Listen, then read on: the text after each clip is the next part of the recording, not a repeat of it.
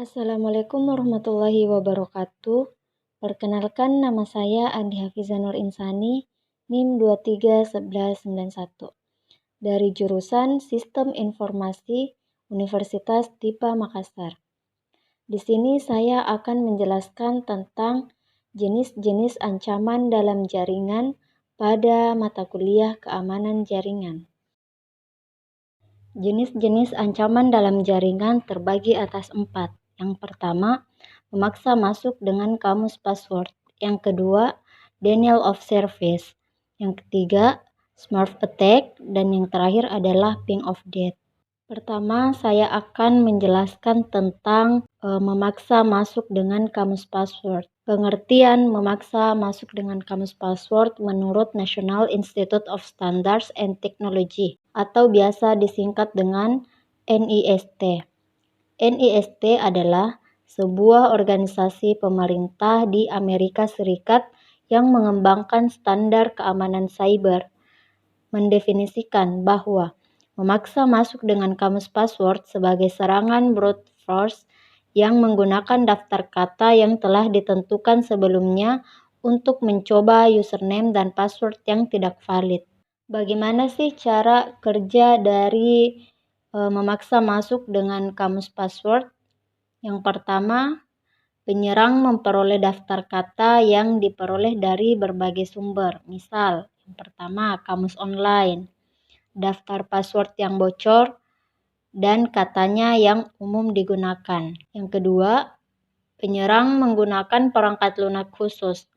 Perangkat lunak yang secara otomatis mencoba berbagai kombinasi username dan password dari daftar kata pada sistem target.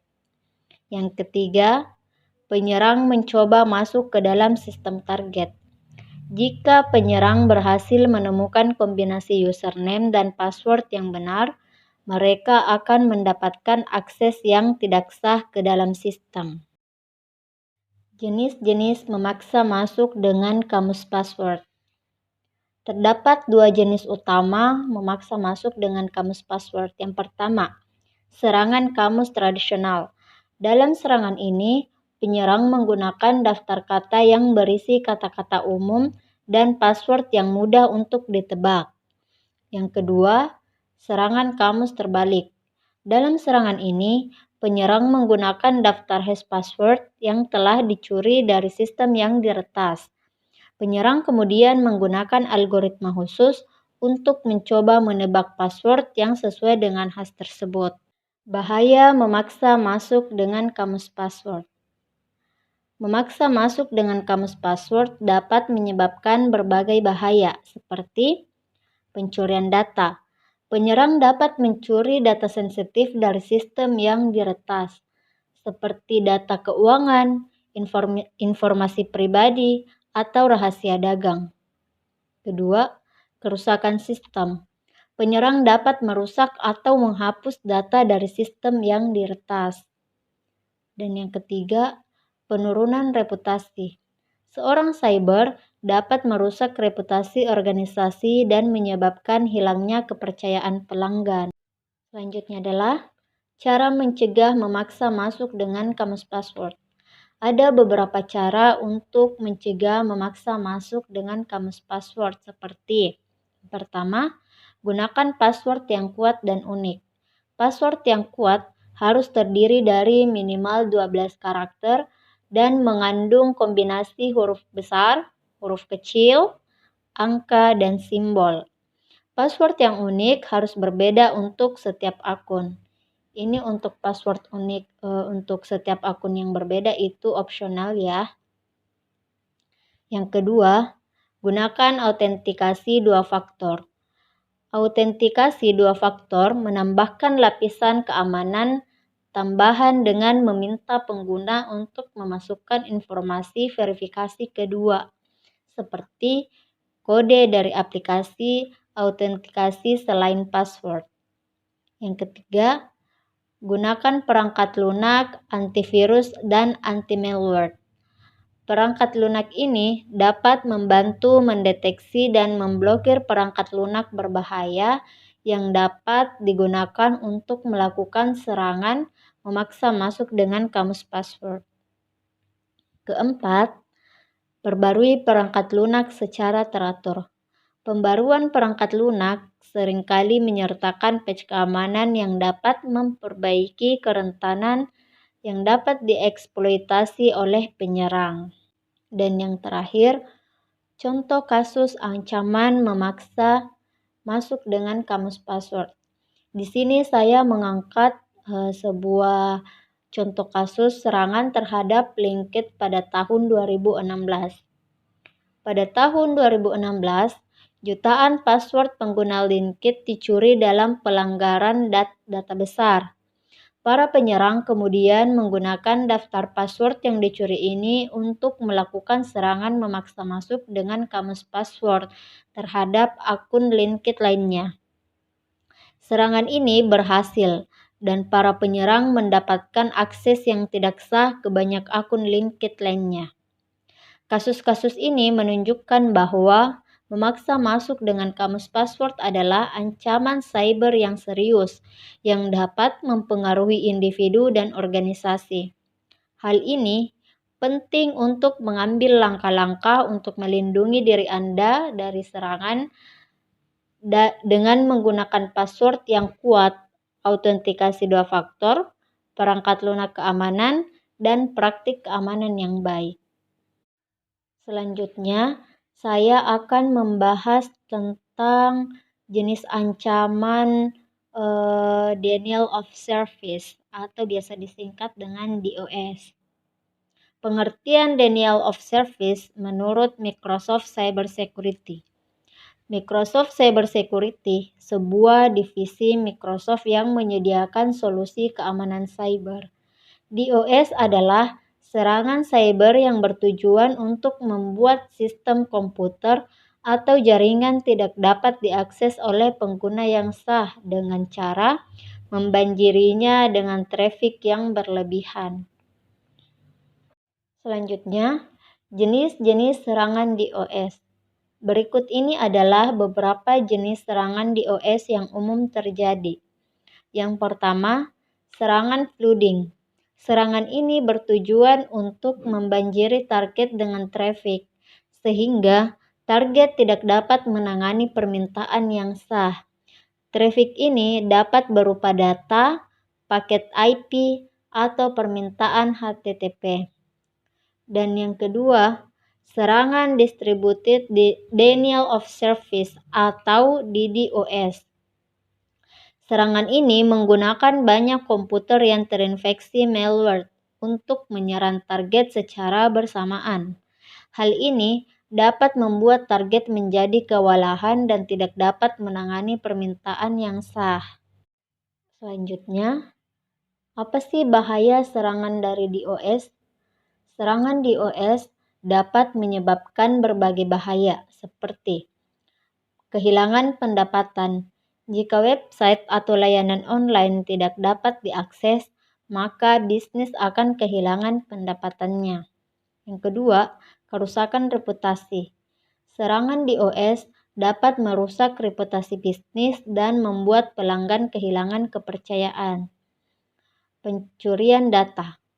Penyerang dapat menggunakan serangan DOS untuk mengalihkan perhatian administrator sehingga mereka dapat mencuri data yang sensitif. Dan yang terakhir, gangguan operasi. Serangan DOS dapat mengganggu operasi bisnis dan membuat karyawan tidak dapat bekerja. Selanjutnya, cara mencegah serangan DOS. Ada beberapa cara untuk mencegah serangan DOS, seperti gunakan firewall dan sistem deteksi intrusi atau IDS. Firewall dan IDS dapat membantu untuk memblokir traffic yang berbahaya. Kedua, gunakan layanan DDoS mitigation. Layanan ini dapat membantu untuk menyerap traffic yang berbahaya dan melindungi target dari serangan DOS. Ketiga, gunakan jaringan yang redundan. Jaringan yang redundan memiliki beberapa jalur untuk data, sehingga jika jalur satu diserang, jalur lain masih dapat digunakan. Dan yang terakhir, gunakan perangkat lunak yang aman. Pastikan perangkat lunak Anda selalu diperbaharui dengan patch keamanan terbaru. Dan yang terakhir adalah contoh kasus dari ancaman jaringan denial of service. Serangan DOS terhadap Cloudflare pada tahun 2020. Pada tahun 2020, Cloudflare adalah sebuah perusahaan yang menyediakan layanan keamanan cyber. Ini diretas oleh sekelompok hacker yang melancarkan serangan DOS terbesar dalam sejarah internet. Serangan ini mencapai 17,2 terabit per detik dan menyebabkan downtime pada beberapa website yang populer. Selanjutnya, saya akan membahas tentang jenis ancaman jaringan Smurf Attack. Pengertian Smurf Attack menurut Bruce Skinner. Bruce Skinner adalah seorang pakar keamanan cyber. Smurf Attack adalah serangan DOS yang menggunakan teknik pemalsuan alamat IP untuk mengirim traffic ke target. Bagaimana sih cara kerja Smurf Attack itu? Yang pertama, penyerang mengirimkan broadcast ICMP echo request dengan alamat IP target yang dipalsukan ke banyak komputer yang ada di internet.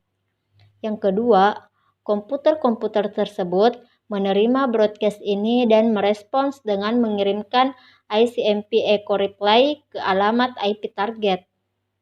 Dan yang ketiga, target kemudian menerima banjir balasan ICMP echo reply dari banyak komputer, sehingga target menjadi kewalahan dan tidak dapat menangani permintaan yang sah. Dampak yang dihasilkan oleh Smurf Attack. Smurf Attack dapat menyebabkan berbagai dampak negatif, seperti downtime. Target menjadi tidak dapat diakses oleh pengguna yang sah. Kedua, kehilangan data. Data dapat hilang jika target tidak dapat memprosesnya dengan benar. Ketiga, kerugian finansial. Bisnis ini dapat mengalami kerugian finansial jika website atau layanan online mereka tidak dapat diakses. Dan yang keempat adalah gangguan operasi. Smurf Attack dapat mengganggu operasi bisnis dan membuat karyawan tidak dapat bekerja. Selanjutnya, bagaimana sih cara mencegah Smurf Attack itu? Ada beberapa cara untuk mencegah Smurf Attack, seperti gunakan firewall. Firewall dapat memblokir broadcast ICMP echo request yang datang dari luar jaringan. Kedua, konfigurasikan router dengan benar. Router dapat dikonfigurasikan untuk tidak meneruskan broadcast ICMP echo request. Dan yang ketiga, gunakan perangkat lunak anti-spam. Perangkat lunak anti-spam dapat membantu untuk memblokir traffic dari botnet yang digunakan untuk melancarkan Smurf Attack. Dan yang terakhir yang akan saya bahas dalam kasus ancaman jaringan ini adalah contoh kasus ancaman jaringan Smurf Attack. Di sini saya mengangkat serangan Smurf Attack terhadap Spamhaus pada tahun 2013. Spamhaus adalah sebuah perusahaan yang menyediakan layanan anti-spam. Layanan ini mengalami serangan Smurf Attack terbesar dalam sejarah. Serangan ini mencapai kurang lebih dari 300 Gbps dan menyebabkan downtime pada website Spamhaus selama beberapa hari. Smurf Attack adalah ancaman yang sangat serius yang dapat mengganggu operasi bisnis dan menyebabkan kerugian finansial yang signifikan.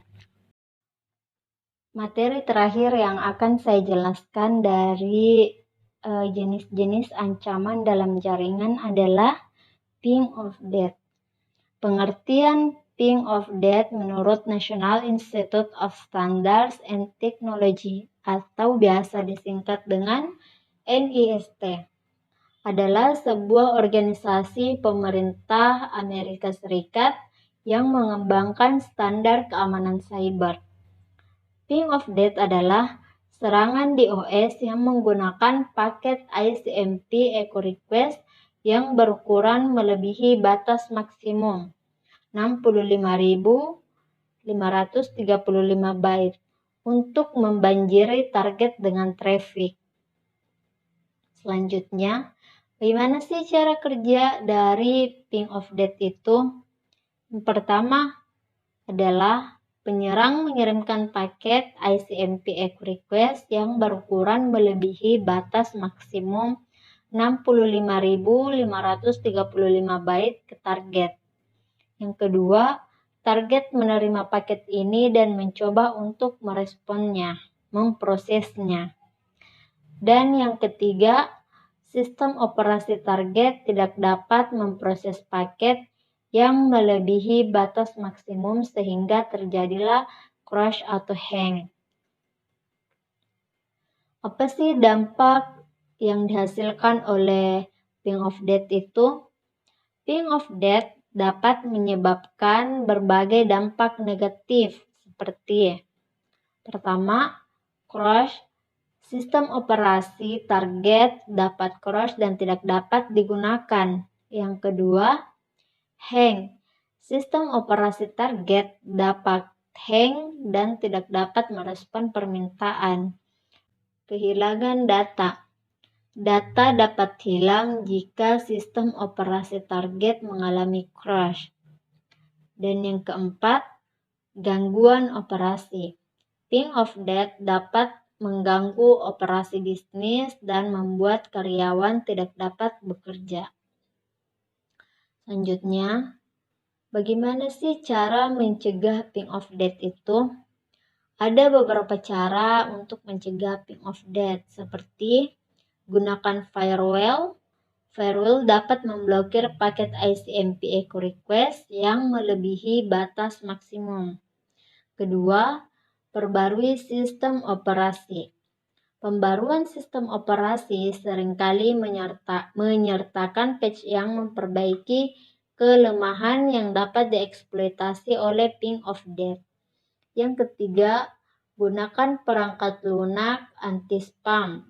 Perangkat lunak anti-spam dapat membantu untuk memblokir trafik dari botnet yang digunakan untuk melancarkan ping of death. Dan yang terakhir adalah education employees about cyber security. Karyawan harus dilatih untuk mengenali dan menghindari serangan cyber, seperti ping of death. Terakhir, contoh kasus. Ancaman jaringan ping of death.